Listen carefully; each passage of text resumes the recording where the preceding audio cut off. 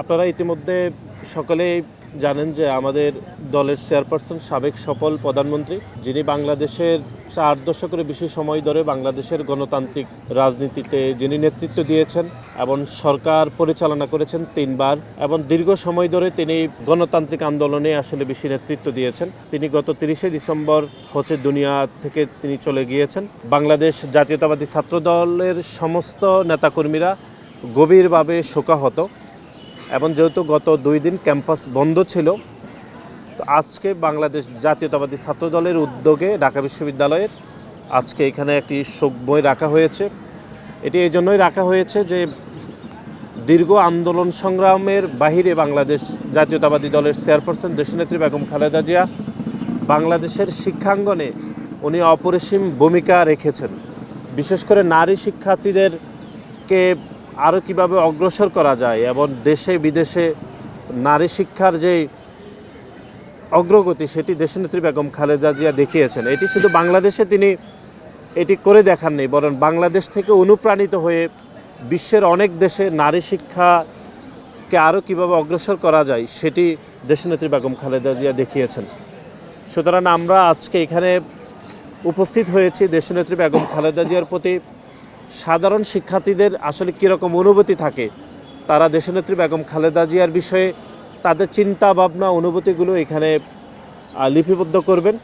এটি আমরা নিশ্চয়ই বাংলাদেশ জাতীয়তাবাদী ছাত্রদল ঢাকা বিশ্ববিদ্যালয়ের নেতৃবৃন্দ এই যে মন্তব্যগুলো এগুলো বাংলাদেশের গণতান্ত্রিক আন্দোলন এবং একই সাথে দীর্ঘ 5 দশকেরও বেশি সময় ধরে বাংলাদেশ জাতীয়তাবাদী ছাত্রদল যে এক ধরনের ইতিবাচক রাজনীতি চলমান রেখেছে সেটিকে আরও কীভাবে উন্নত করা যায়, আরও কীভাবে ইতিবাচক রাজনীতিকে আরও সাধারণ শিক্ষার্থীদের মধ্যে প্রাণ সঞ্চার করা যায়, সেজন্য এই মন্তব্যগুলোকে আমরা অত্যন্ত গুরুত্ব সহকারে আমরা লিপিবদ্ধ করব।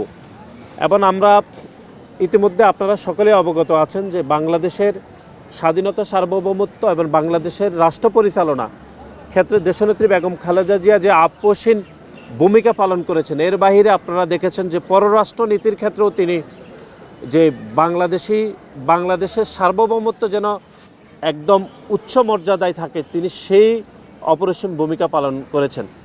এবং পার্শ্ববর্তী একটি দেশ যে বাংলাদেশের প্রায় 3 অঞ্চল জুড়ে যেই দেশটি এখনও পর্যন্ত আমাদের পাশে রয়েছে, সেই পার্শ্ববর্তী দেশ ভারতকে তিনি যেভাবে মোকাবেলা করেছেন, অর্থাৎ বাংলাদেশের জনগণকে মাথা উঁচু করে যেভাবে ভারতকে মোকাবেলা করতে হয় সেটি আমাদেরকে দেশনেত্রী বেগম খালেদা জিয়া আমাদেরকে শিখিয়েছেন।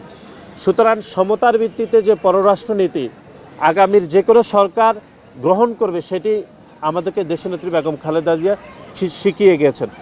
গত 2 দিন ধরে আপনারা দেখেছেন যে বাংলাদেশের একজন ক্রিকেটারকে যে তারা নিলামে নিয়েও তারা যে তাদের রাজনৈতিক হস্তক্ষেপে সে বাংলাদেশের ক্রিকেটার মুস্তাফিজকে আবারও দেশে ফেরত পাঠিয়েছেন।